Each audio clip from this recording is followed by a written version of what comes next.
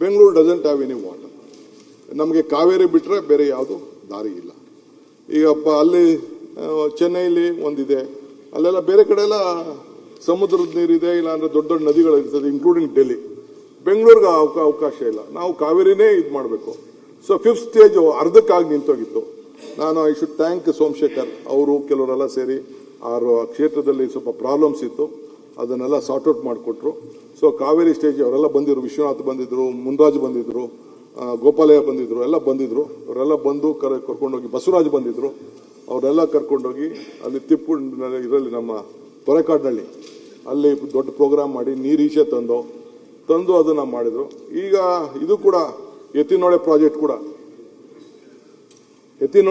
ಕೂಡ ಆಗ್ತಾ ಇದೆ. ಅದು ಕೂಡ ಮೊನ್ನೆ ಸ್ವಲ್ಪ ಫಾರೆಸ್ಟ್ ಪ್ರಾಬ್ಲಮ್ ಇತ್ತು, ಅದನ್ನು ಕೂಡ ಪರ್ಮಿಷನ್ ಕೊಟ್ಟಿದ್ದಾರೆ, ಅಲ್ಲೂ ಕೂಡ ಕೆಲಸನ ಪ್ರಾರಂಭ ಮಾಡಿಸ್ತಾ ಇದ್ದೀವಿ.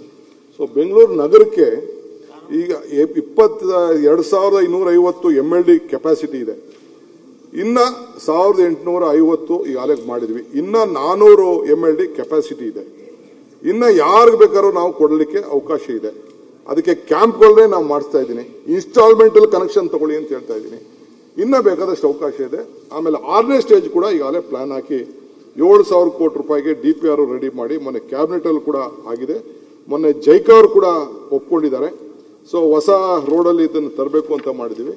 ಇನ್ನೊಂದು ನನಗೊಂದು ಬಹಳ ದೊಡ್ಡ ಸಂತೋಷ, ಒಂದು ದೊಡ್ಡ ಸಮಾಧಾನ ನನ್ನ ಮನಸ್ಸಿಗೆ ತಂದಿದೆ ಅಂದರೆ, ಈ ಸುಪ್ರೀಂ ಕೋರ್ಟು ಇಲ್ಲಿಂದನೇ ಒಂದು ನಿಮ್ಮ ಮುಖಾಂತರ ಒಂದು ಶರಣು ಆ ಕೋರ್ಟ್ಗೆ ಒಂದು ದೊಡ್ಡ ಡಿಸಿಷನ್, ಹಿಸ್ಟಾರಿಕ್ ಡಿಸಿಷನ್ ಕೊಟ್ಟರು. ಮೇಕೆದಾಟು ಬ್ಯಾಲೆನ್ಸಿಂಗ್ ರಿಸರ್ವ್ ಬಗ್ಗೆ.